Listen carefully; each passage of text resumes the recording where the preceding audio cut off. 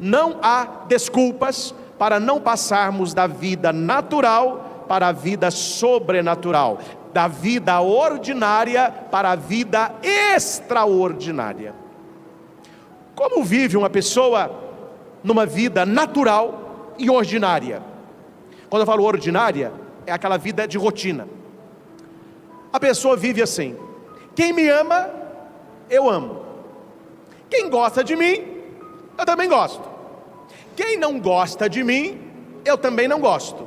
Quem me faz o mal, eu também faço o mal. Quem sorri para mim, eu sorrio. Quem me bate, apanha. É o doma lá da cá, olho por olho, dente por dente. Isso é Adão. Quem vive uma vida natural e uma pessoa passa a perna em você, fala mal de você, tenta estragar seu casamento, puxar o seu tapete no seu trabalho, o homem natural, ele tenta vingança. Ele vai guardando aquela pessoa e diz: a sua hora vai chegar. Você me fez mal hoje, terá a hora do troco.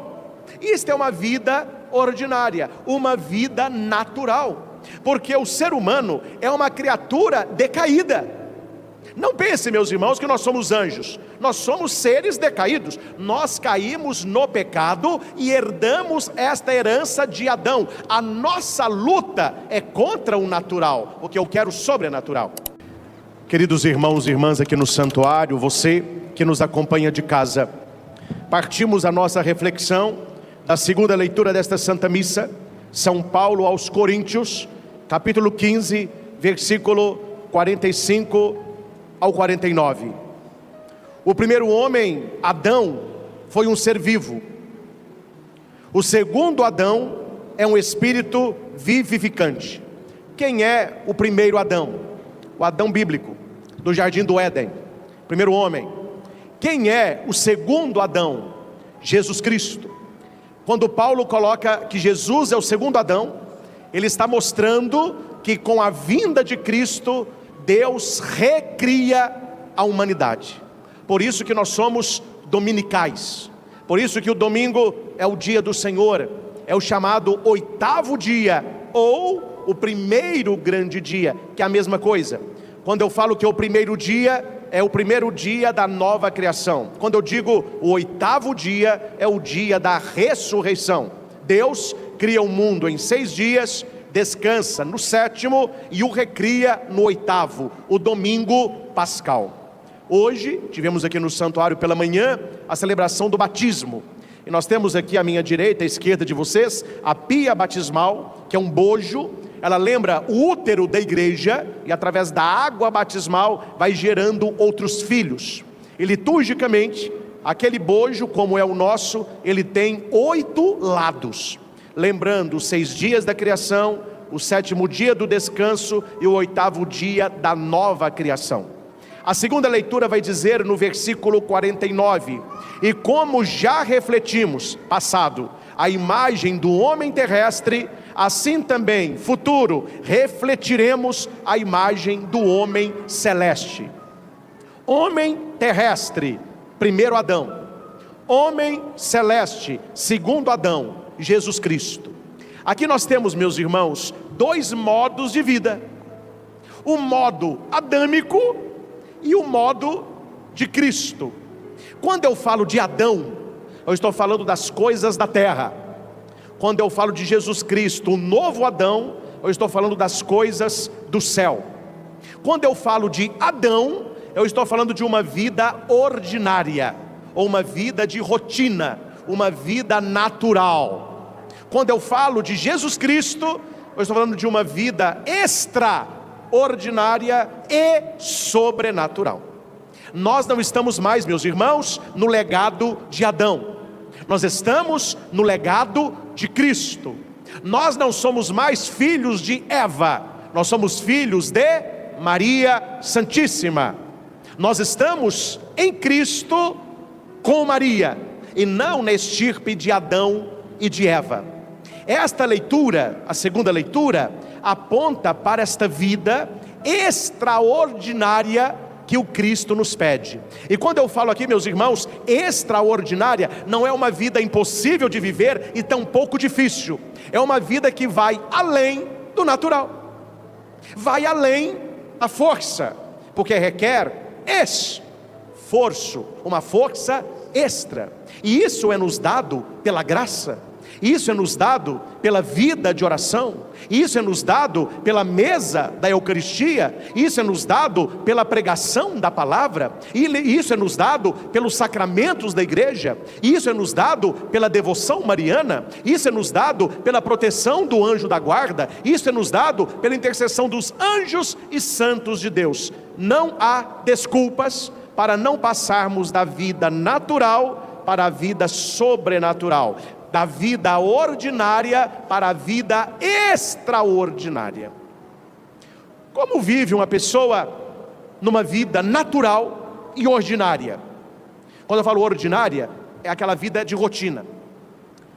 A pessoa vive assim: quem me ama, eu amo. Quem gosta de mim, eu também gosto. Quem não gosta de mim, eu também não gosto. Quem me faz o mal, eu também faço mal. Quem sorri para mim, eu sorrio. Quem me bate, apanha. É o doma lá da cá, olho por olho, dente por dente. Isso é Adão. Quem vive uma vida natural e uma pessoa passa a perna em você, fala mal de você, tenta estragar seu casamento, puxar o seu tapete no seu trabalho, o homem natural, ele tenta vingança. Ele vai guardando aquela pessoa e diz: a sua hora vai chegar. Você me fez mal hoje, terá a hora do troco. Isto é uma vida ordinária, uma vida natural, porque o ser humano é uma criatura decaída. Não pense, meus irmãos, que nós somos anjos. Nós somos seres decaídos. Nós caímos no pecado e herdamos esta herança de Adão. A nossa luta é contra o natural, porque eu quero o sobrenatural. A nossa luta é contra o ordinário, porque eu quero o extraordinário. Mas nós temos muito mais facilidade de viver no plano natural, com as nossas amizades, com as nossas inimizades, com as nossas brigas, com as nossas vinganças e com a nossa linguinha quente. Isso é próprio nosso, mas nós devemos lutar contra isso. Essa semana, graças a Deus, consegui fazer algum tempo de exercício. E lá na academia, sofrendo, a gente sofre, um instrutor falava comigo: padre, o senhor está indo contra a natureza. Porque a natureza do ser humano é gastar pouca energia. O nosso desejo é sofá, é cama, é dormir, é não gastar energia. O ser humano, ele quer poupar energia, é não ter muito músculo, porque quanto mais músculo, mais energia o ser humano gasta. Então ele quer isso. O senhor está fazendo algo contrário à natureza, se esforçando numa vida que vai te trazer mais saúde. Ou seja, existe a vida que o meu corpo quer, mas existe a vida que ele precisa e que eu posso dar. Existe a maneira como você está, e existe a maneira como você gostaria de ser. Então é preciso passar de uma para outra e não se contentar com coisas fáceis. Jesus não nos pede coisas fáceis, mas Ele nos pede coisas possíveis, por causa dEle. Olhando, olho por olho, dente por dente. Mas quando você olha para Jesus, quando você coloca a lente de Cristo, quem fala isso maravilhosamente é o cardeal Cantalamessa, Raniero Cantalamessa. Ele diz que o homem adâmico, ele olha assim para o mundo, ó. O cristão, ele tem a lente. Qual que é a lente? Os valores de Cristo. Sem Cristo, eu e você vamos resolver do nosso jeito. Quando você coloca a lente de Cristo, entre você e eu, temos os valores do Evangelho. Aí eu já não ajo mais no plano natural, eu tenho que agir no plano sobrenatural. Alguém me fez mal, alguém me amaldiçoou, alguém puxou o meu tapete, alguém me fez chorar. Eu não vou agir com ele no modo ordinário, eu vou agir no modo extraordinário. Por causa da pessoa? Por causa do nosso inimigo? Não, por causa de nosso Senhor. Santa Teresa de Calcutá, Madre Teresa, estava com uma espátula raspando a perna de um leproso, tirando todas aquelas escaras, aquelas peles, sangue, pus. passou uma pessoa, olhou para a Madre Teresa e disse assim: ah, Teresa, eu não faria isso nem por 1 milhão. E Teresa, sorrindo, respondeu: nem eu, nem eu. Ela fazia por causa do Senhor. Na década de 90, um médico de São Paulo teve a sua filha morta depois de um estupro. Ele estava no centro cirúrgico tirando a bala de um rapaz que fora alvejado pela polícia. E durante a cirurgia o chamou, a filha dele era a moça que tinha sido morta depois de um estupro. E foi informado que o autor tinha sido baleado.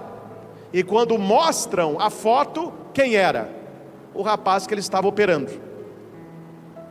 Ele respira fundo, entra para a sala de cirurgia, faz a operação, salva o rapaz e depois vai chorar com a família. E eles perguntavam: como que você conseguiu, sabendo que era o algoz da sua filha? Ele disse: primeiro que eu sou cristão, eu estou em outro plano, e para que eu conseguisse separar aquele homem de um paciente, todas as vezes que eu olhava para o rosto dele, eu via o rosto de Cristo. Eu não salvei aquele homem porque ele merecia, porque o que ele merecia era morrer, mas eu salvei aquele homem não por causa dele, mas por causa do Deus que eu sirvo. Uma vida natural, o que a gente faria com um homem desse? Numa vida ordinária, o que um cara desse merece? Pelo menos ser operado sem anestesia, né? Mas o médico olhou para aquele cara e ele não foi para o lado ordinário, ele foi para o lado extraordinário. Ele não estava no seu lado natural, ele estava no sobrenatural. A segunda leitura fala muito disso. Olha como você está vivendo. Se você está vivendo como o primeiro Adão ou como o segundo Adão. Você está vivendo como aquele que decaído ou como Jesus Cristo que nos eleva. E no Evangelho, Jesus vai mostrar 2 estilos de vida. Um estilo extraordinário, um estilo ordinário. Um estilo sobrenatural e um estilo natural. Um estilo que busca a santidade, outro que busca a vingança. A vós que me escutais. Quem veio à missa semana passada e prestou atenção, você viu que no Evangelho, Jesus por 3 vezes disse: ai de vós, ai de vós, ai de vós. Agora ele olha para nós e diz: a vós que me escutais. Jesus não está pregando para quem não crê, Jesus não está falando para quem não reza, Jesus não está falando para quem não está aqui. Há muitas pessoas que escolheram uma vida natural, uma vida ordinária, uma vida baseada na carne. Nós que estamos aqui, o que se entende? Nós estamos procurando uma vida sobrenatural. Então a palavra de Cristo é para nós, não é para todos. Aqui Jesus é muito claro: a vós que me escutais. Tem gente que não quer escutá-lo, nós queremos escutá-lo. E ele vai dizer: amai os vossos inimigos. Diga para quem está do seu lado: ame o seu inimigo. Você viu a cara de alegria da pessoa?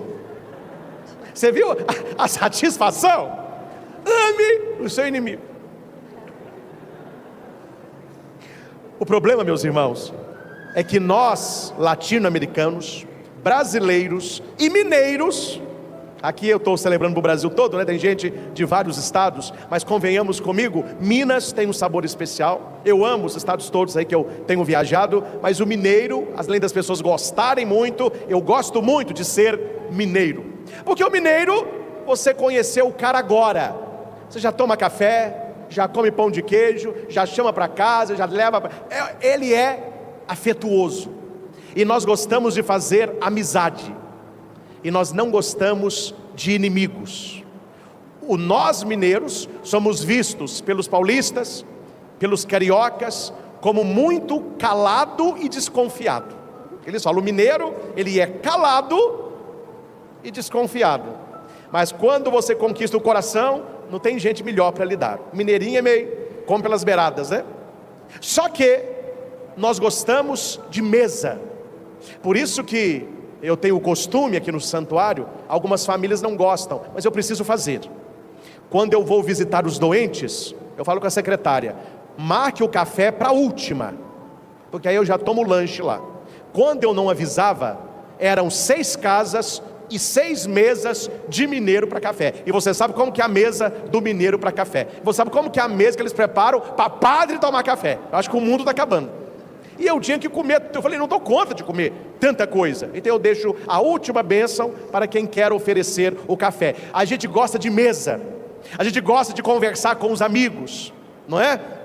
Durante o seco de Jericó, eu tive a grata alegria de ter algumas famílias que acolheram os pregadores. Como foi boa aquelas noites, a gente conversando ao redor da mesa, com coisa gostosa, a família feliz. A gente gosta disso, a gente gosta de visitar o outro, a gente gosta de receber visita, a gente gosta de sair junto. Quem se ama, vamos ver um filme junto, vamos passear junto, vamos para o sítio junto, vai lá em casa, só, tem bom que você não aparece. É assim ou não é? Então quando a gente escuta Jesus dizendo assim: amai os vossos inimigos, o que você pensa? Que você vai ter que tratar o inimigo como você trata um amigo. Aí, meu filho, me desculpe, mas é dose para leão. Oi, pai, então eu vou começar a ter que sair com o meu inimigo? Eu vou ter que levar meu inimigo para tomar café? Eu vou ter que ir para a praia com meu inimigo? Eu vou ter que beijar meu inimigo? Não é isso, não é isso. Porque para nós, amor é relacionamento. Quando Jesus fala amar os inimigos, é uma decisão sobrenatural que não envolve intimidade. Qual que é aquela placa que eu adoro, que fica atrás daqueles grandes caminhões? O que está escrito? Para evitar acidente. Para os inimigos, coloca essa placa: mantenha distância. Como está na primeira leitura. Davi estava na tenda de Saul. Saul era inimigo de Davi, já foram muito amigos, né? Era um em carne. Mas Davi começou a conquistar o povo. Davi se mostrou mais eficaz na batalha. Um dia, num banquete, Saul pega uma lança e joga em Davi. Graças a Deus, a lança pegou na parede. Davi disse: esse rio não dá para peixe, não dá para eu viver com esse cara, ele quer me matar. E daí para frente, Saul procurava matar Davi. A leitura que nós escutamos, Deus coloca Saul aos pés de Davi. Saul está com 3.000 homens e com seu general Abner dormindo, e Deus colocou um sono profundo. Davi com seu amigo Abissai, eles entram na tenda de Saul. Saul está dormindo, na cabeça de Saul está a lança e uma bilha d'água. Abissai vai dizer para Davi: Deus colocou o seu inimigo nas suas mãos, permita que com essa lança eu crave no chão. Eu não preciso de 2 golpes, Davi, um golpe só eu resolvo o problema. O que Abissai queria? Vingança, uma vida ordinária, natural. O que é o natural? Destruir meus inimigos. Se ele quer me matar e eu estou com ele dormindo, então eu vou matar, porque se eu não mato ele me mata. Isso é natural. Só que Davi disse: não mates. Estou no capítulo 26 do primeiro livro de Samuel. Não mates, pois quem poderá estender a mão contra o ungido do Senhor e ficar sem punição? Ele pega a lança, pega a bilha d'água e sai do acampamento. Aqui está escrito no versículo 13: Davi atravessou para o outro lado, parou no alto do monte e de longe. Davi era bom, mas não era bobo, né? Ele sabe com o que ele está mexendo. Inimigo tem que manter distância. Então Davi, longe de Saul, ele sobe no alto monte e levanta a lança. E ele vai gritar: Saul! Alguém fala, o Abner. Abner vai dizer: é Davi. Saul, com todo ódio: traga minha lança. Cadê a lança? Cadê a lança? Davi falou: está aqui, ó. Enquanto você dormia, eu entrei na sua tenda. Eu podia ter te cravado no chão e você nem veria, mas eu não fiz. Eu poderia ter te feito mal e eu não fiz, mande um soldado seu pegar a lança aqui. É para te provar, Saul, você quer o meu mal, mas eu não te quero mal. Abissai queria vingança. Davi estava num plano sobrenatural, de longe, mas ele conseguiu amar o seu inimigo, que era Saul. E minha pergunta é: Davi, por amar Saul, os dois passeavam juntos? Não. Um dormia na casa do outro? Não. Os dois tomavam vinho juntos? Não. Os dois passeavam juntos? Não. Tinham um relacionamento? Não. Como que eu posso amar o meu inimigo? Você, se tiver inimigos, pessoas que não gostem de você, como que a gente ama essas pessoas? Ô padre, o que a gente precisa para ter inimigo? Nascer. Meu filho, o mundo está complicado. Você nasceu? Sabe por que você nasceu? Já tem gente que não gosta de você. E segundo, se você quer ter inimigos, seja adepto da verdade. Você começou a falar a verdade, os inimigos, eles se multiplicam. Como eu posso amar essas pessoas? Como eu posso amar aquele que me odeia, aquele que me amaldiçoa e aquele que me calunia? Atitudes naturais, ordinárias. Como que eu posso ter para com essa pessoa uma atitude sobrenatural, uma atitude extraordinária? Jesus responde 3 atitudes que nós devemos ter. Pegue o folhetinho que você tem nas mãos, nós vamos ler juntos para você guardar, e você de casa, marque aí na sua Bíblia. Eu estou em Lucas capítulo 6, versículo 27 e 28, no início do Evangelho. A vós que me escutais, eu digo, todos, amai os vossos inimigos. Repitamos: amai os vossos inimigos. Aqui eu coloco uma pergunta: como? Jesus responde dessas 3 maneiras. Primeira, fazei o bem aos que vos odeiam. Fazei o bem aos que vos odeiam. Segundo, bendizei os que vos amaldiçoam. Bendizei quem vos amaldiçoam. Terceiro, rezai por aqueles que vos caluniam. Resumidamente, como que eu amo meus inimigos? Podendo fazer o mal, não fazê-lo. Fazer o bem. Não falar mal da pessoa e rezar por ela. Simples assim. Só isso. Você não precisa conviver com seu inimigo para amá-lo. Mas se você não fizer mal a ele, se você não falar mal dele, e se você rezar por ele, você está amando os seus inimigos, ou o seu inimigo, ou a sua inimiga. Não importa o que esta pessoa está fazendo para você, importa o que você está fazendo por ela. Por causa dela? Não, por causa de nosso Senhor. Versículo 31. Se você ama somente quem te ama, que recompensa você merece? Se você faz o bem para quem te faz o bem, que recompensa você merece? Se você empresta somente para quem você espera receber, que recompensa? Gente, isso é o natural é assim. Eu amo quem me ama, eu faço o bem para quem me faz o bem, e eu empresto para quem tem também alguma coisa para me emprestar. Isso é a vida natural, as pessoas vivem assim. Só que Jesus quer que nós tenhamos uma vida sobrenatural, por causa dele. Tem aquela música bonita: só por ti, Jesus, conhece, né? Quero me consumir como vela que queima no altar. Só por ti. Se não for por Jesus, meu filho, prepara, a nossa vida vai ser uma brigaiada, uma cachorrada. É vingança para um lado, é vingança para o outro, é facada, é chute, é rabo de arraia, é tiro, é uma confusão. Mas quando você está numa vida sobrenatural, você vai dizer: não, quem age assim é Adão. Eu estou com Cristo, porque eu quero receber esta grande recompensa. A pessoa que não faz o mal podendo fazer, que não fala mal podendo falar, e que reza para a pessoa ao invés de amaldiçoar, a sua recompensa será grande. E diga alto: eu quero de Jesus a grande recompensa. Eu quero de Jesus a grande recompensa. Saul falou para os seus soldados: quem matar Davi ganhará uma grande recompensa. Jesus fala para nós: quem amar os inimigos ganhará uma grande recompensa. Imagina você chegar no reino dos céus e ter lá para você uma grande recompensa. Aí os invejosos vão dizer assim: por que você ganhou tudo isso aí? Você vai falar: porque eu podia ter feito mal e não fiz.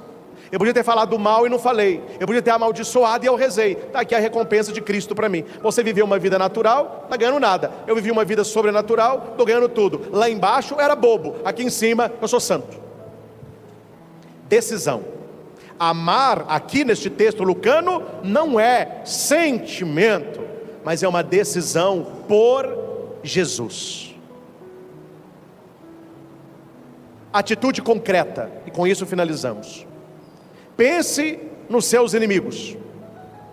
E uma coisa importante, viu, gente? Tenha inimigo, mas não seja inimigo.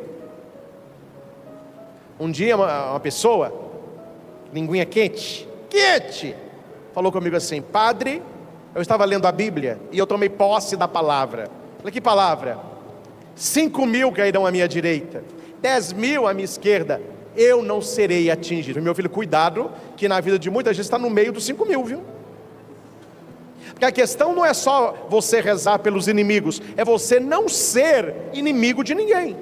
Que você tenha inimigos, paciência, mas que você seja inimigo, penitência. Primeiro, pense nas pessoas que não gostam de você, nas pessoas que querem ver você triste, pessoas que puxaram o seu tapete, traíram a sua confiança, tomam café com seu nome. Podendo fazer o mal a elas, não faça. Podendo fazer o bem, faça. Por causa dela? Não, ela não merece. É por causa de Jesus. Fazendo por ela, você faz por ele. Segundo, não fale mal desta pessoa mais. A psicologia nos ensina que faz bem para o nosso ego falar mal de quem nos fez mal para aqueles que nos querem bem. Deu para entender? A gente se sente bem falando mal de quem nos faz mal para aqueles que nos querem bem. Isso acalenta. E eu não estou aqui, meus irmãos, falando de desabafo, falando que você está contando o que a pessoa te fez. Isso é necessário, senão você fica sofrendo sozinho, daqui a pouco você está com uma doença psicossomática aí. Eu estou falando em falar mal. O falar mal traz um desejo de vingança. Se você quer ser curado por Cristo, não mantenha o fogo aceso. A gente não apaga fogo jogando gasolina, não.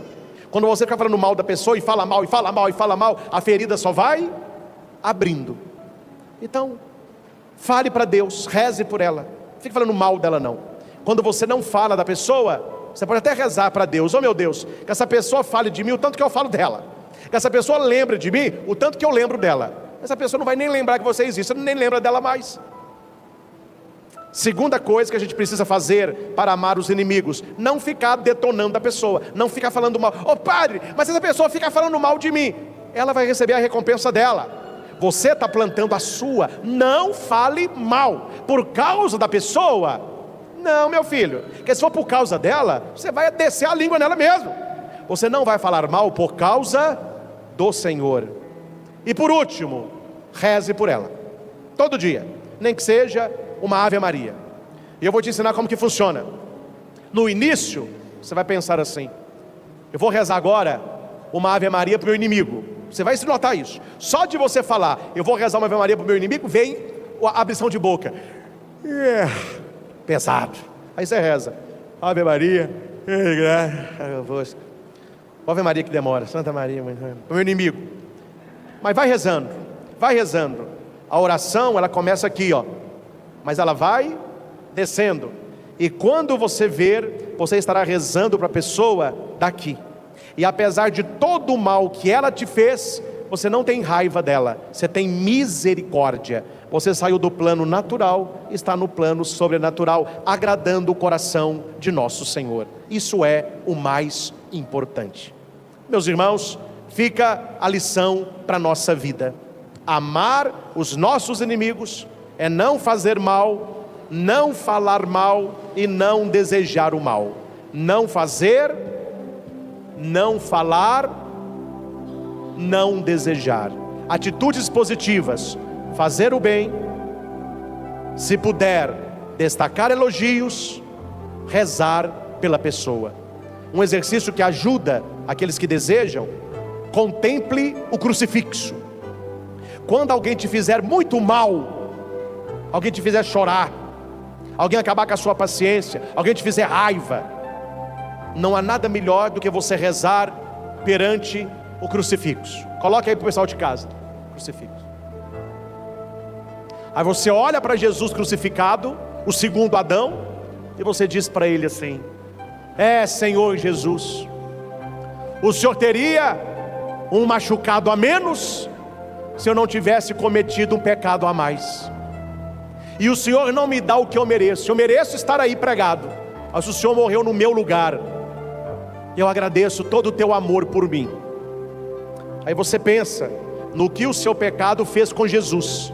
Aí você olha o que a pessoa fez com você.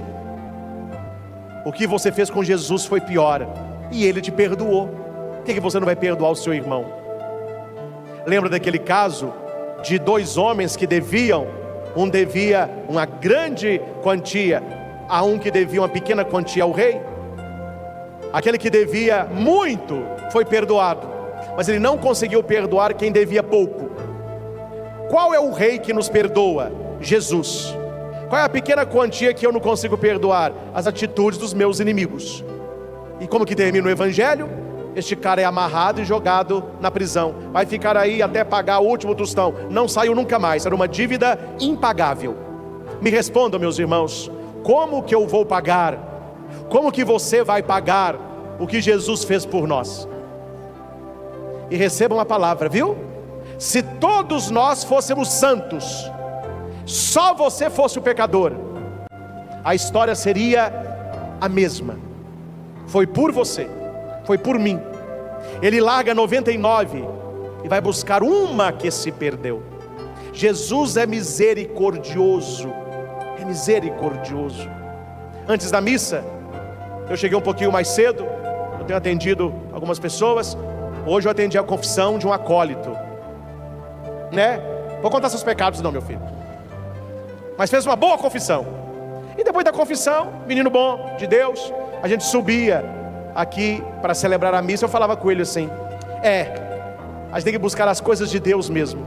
Você pediu a confissão, o padre escutou, você está leve, recebeu o perdão. Veja como Deus nos trata. Padre, eu fiz isso. Eu te perdoo de todos os seus pecados. Deus sempre nos perdoa. Aí a pessoa faz uma coisa com a gente, eu tenho que me vingar. Saia do natural, meu filho, vá para o sobrenatural. É só olhar para Ele. Senhor, as pessoas podem me fazer o que for, ninguém vai conseguir fazer comigo o que os meus pecados fizeram contigo. Então aqui resta-me 3 atitudes: não fazer o mal, não falar mal e rezar por esta pessoa. Assim você estará amando os inimigos por causa de Jesus. Amém? Entendeu? Agora ficou melhor, né? Amar o inimigo não é ter proximidade, mas é ter para com ele uma atitude que Cristo espera de cada um de nós.